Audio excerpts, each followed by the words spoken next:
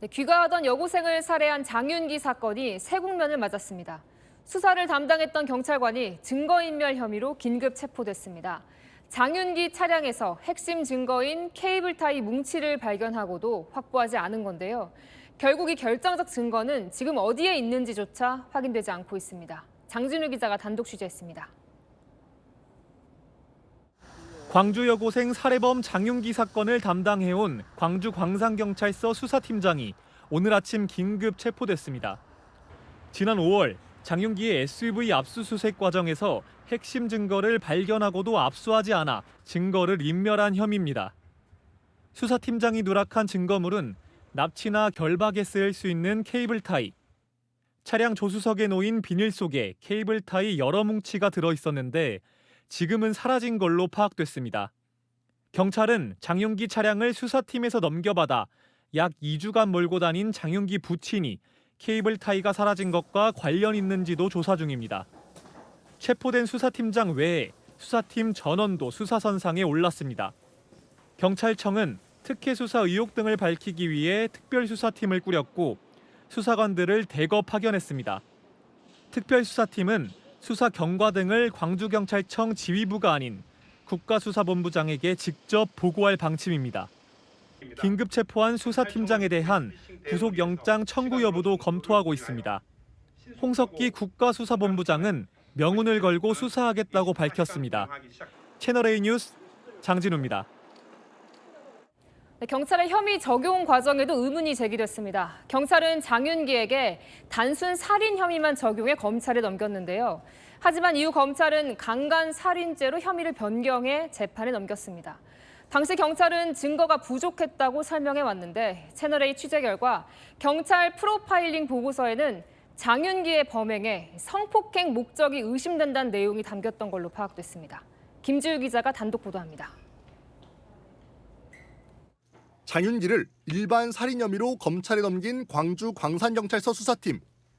하지만 검찰 판단은 달랐습니다.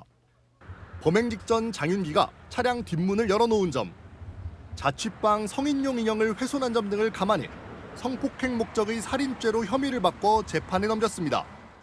법정 형량이 무기징역과 사형뿐으로 일반 살인죄보다 훨씬 무거운 죄입니다.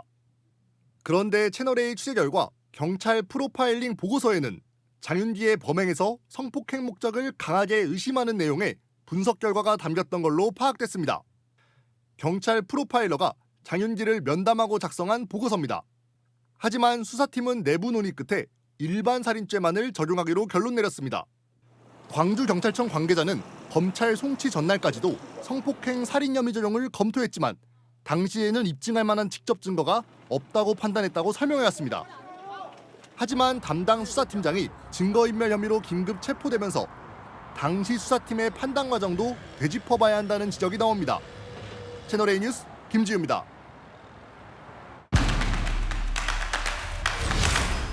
네, 아는 기자 시작합니다. 사회부 성혜란 기자 나왔습니다. 자, 장윤기 사건 수사팀장 오늘 아침에 긴급 체포됐잖아요. 이유가 뭡니까? 네, 그 이유 이 장윤기 범행의 핵심 증거를 확보하지 않았다는 겁니다. 네. 압수수색 과정에서 발견된 핵심 증거를요. 이 수사팀장이 확보도 안 했고 증거 목록에도 안 올렸다. 게다가 지금은 사라져서 확보할 길도 없다. 이게 긴급 체포의 핵심 이유인데요. 이 장윤기 살해 사건을 처음부터 수사해온 광주 광산서의 수사팀장인 A 경감이 이 수사 초기 장윤기 차량에서 나온 결정적 물건을 증거 목록에서 빼서 증거를 인멸했다는 의심을 받는 겁니다. 그 핵심 증거가 정확히 뭡니까? 네, 먼저 위치부터 보겠습니다. 네. 이 범행이 쓴 장윤기의 SUV 차량 조수석에 있었는데요. 조수석에 비닐에 꽁꽁 쌓인 채로 케이블타이 여러 뭉치가 보관돼 있었습니다. 사람의 손발을 묶는 데 쓰이는 이 케이블타이를 경찰 수사팀장이 확인을 하고도 증거 목록에서 빼버렸다는 겁니다. 근데 이 케이블 타이가 왜 이렇게 결정적 증거라고 보는 거예요? 네, 바로 그 이유가 있습니다. 이 네. 케이블 타이는요, 주로 수사 이 실무에서 피해자의 손발을 묶거나 또는 몸을 묶어서 저항을 못하게 할 목적으로 사용됐다. 이렇게 파악이 됩니다. 만약 이 케이블 타이의 존재가 처음부터 확인이 됐다면요, 장윤기의 범행 단순 살인이 아니라 형량이 더 높은 납치와 성범죄를 목적으로 한 살인이라는 걸 입증하는 강력한 증거가 될 수 있었겠죠. 그런데 이 케이블 타이의 존재, 이 수사 보고서에 첨부된 차량 감식 사진과 영상에는 있었습니다. 하지만 수사팀이 압수하지 않으면서 현재는 어디에 있는지도 알 수가 없습니다. 수사팀장이 증거의 중요성을 모를 리 없을 텐데 왜 그랬을까 참 의문인데 네. 장윤기 부친이 현재 경찰이잖아요. 두 사람의 뭐 관계가 있었습니까? 네, 그 부분이 아직까지는 확실치는 않습니다. 이 네. 체포된 수사팀장은요, 수년째 광주 광산서 형사과에서 계속 근무한 걸로 전해지는데요. 장윤기 부친도 지난해 3월까지는 같은 경찰서 소속 지구대에서 근무를 한 걸로 파악이 됐습니다.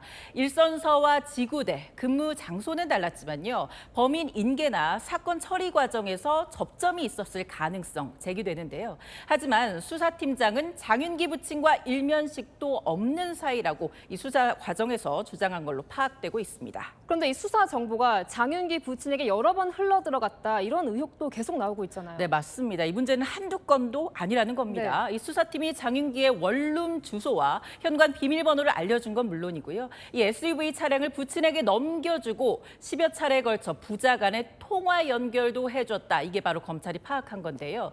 또 장윤기 압수수색 영장을 신청할 예정이라는 사실도 부친에게 사전에 전달된 걸로 의심하고 있습니다.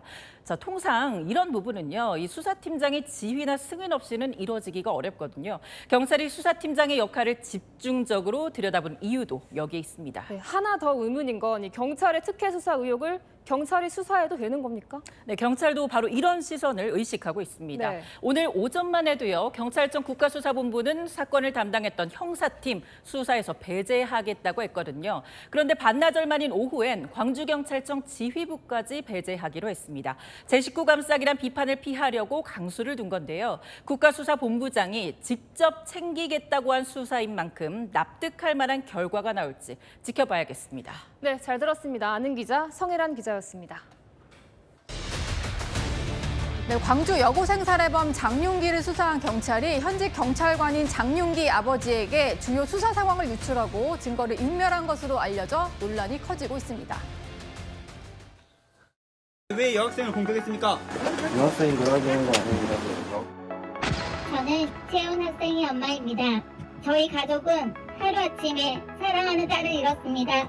가해자의 범죄에 대해 모든 책임을 엄중히 물어주시고 법이 허용하는 아니 법을 만들어서라도 가장 무거운 처벌이 내려질 수 있도록 해주십시오.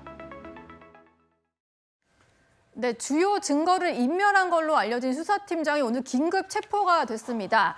장윤기의 아버지도 경찰이라고 하는데 뭐 수십 차례 통화까지 했다라고 하는데요. 구자룡 변호사님, 대체 무슨 일이 벌어진 건가요? 수사 정보가 샜다. 그리고 그 아버지를 통해서 증거 인멸을 할 수 있는 기회를 충분히 제공했을 뿐만 아니라 그 수사팀장이란 사람은 중요한 증거인 케이블 타이가 있었는데 그걸 스스로 또 은폐했다. 이런 혐의가 있는데 이거는 지금 살인 범죄가 어느 정도 확인된 상황에서 그럼 증거가 어느 정도 있으니까 그렇게 크게 작용하는 내용은 아니지 않나 이렇게 생각하실 수 있는데 절대 그렇지는 않고요. 예를 들어서 우발적인 범행인지 계획살인인지 선 도착증에 의한 범죄인지에 따라 양형이 극과 극입니다.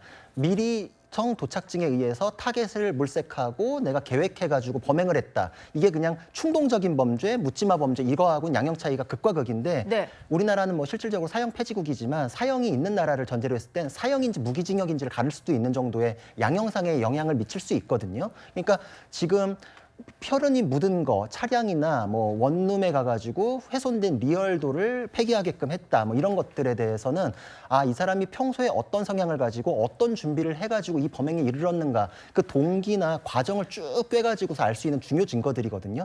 그런 것들이 쭉 빠진 상태에서 그냥 사람이 사람을 살해했습니다. 이렇게 됐을 경우에 양형이 굉장히 줄어들기 때문에 이거는 극비로 해야 되는 수사 정보들이 샜고 경찰 간부끼리 내통해가지고 그런 정보를 고의적으로 흘렸다라는 의심을 강하게 할 수 있기 때문에 긴급 체포까지 이른 것입니다. 검찰 수사 단계에서 또 혐의가 추가되기도 하고 여러 가지 경찰 수사 과정에 문제가 많이 드러나는 상황인데요. 수사팀은 이렇게 좀 해명을 하고 있습니다. 비밀번호는 짐 정리를 위해서 물어보길래 알려준 거다. 또 진술을 끌어내기 위해서 부친과 통화를 했다. 뭐 이런 식의 설명들을 하고 있는데 국가수사본부가 뒤늦게 좀 나선 상황입니다. 성치훈 부대변인님.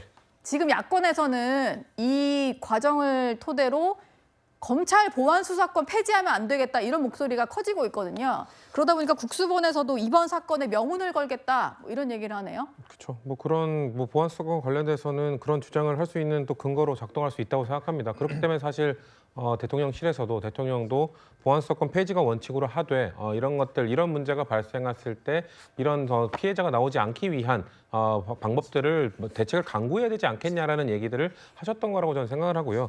그리고 국수본에 대해서는 글쎄요. 지금 만약에 이 정도 언론으로 확대되고 알려지지 않았다면은 과연 이 정도의 사안이 됐을까요? 이들이 이미 경찰 내부에서 이 사안을 너무 축소시키려고 했던 이 정황들이 드러나 있는 상황 속에서 지금 경찰 쪽에서 통화를 했던 그 명분에 대해서 얘기하고 있습니다만 제가 전문가는 아닌 제가 봐도 납득이 하나도 되질 않거든요. 그냥 변명조로만 들립니다. 그렇기 때문에 국수본이 과연 국민들 앞에 제대로 된 성과를 당연히 내야겠습니다만 이미 신뢰가 너무 많이 실추된 상황이기 때문에 이것을 어떻게 국민들을 설득할 수 있고 신뢰를 회복할 정도의 결과를 낼 수 있을까? 저는 역시 여전히 의구심이 듭니다. 예.